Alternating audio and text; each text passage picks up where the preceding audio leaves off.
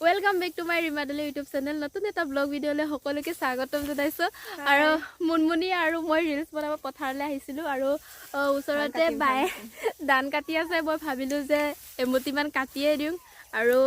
কোনোবাই যদি আহি এমুঠি কাটি দিয়ে বহুত ভাল লাগে ন তাতে আকৌ মই সাজি কাচি আহিছোঁ ন চ' গাইজ এতিয়া মই কাটোঁ ধানটো আৰু আজি মই ফাৰ্ষ্ট ধান কাটিছোঁ আমাৰ আগতে কাটিছোঁ বাৰু এবছৰ আৰু আজিয়ে কাটিছোঁ আৰু আপোনালোকৰ সেইফালে ধান কাটিব হ'লনে নাই কমেণ্ট কৰি জনাব দেই আৰু আমাৰ সেইফালে ধান কাটিব হৈছে আৰু সেইকাৰণে ৰিলছ বনাই থাকোঁতে ভাবিলোঁ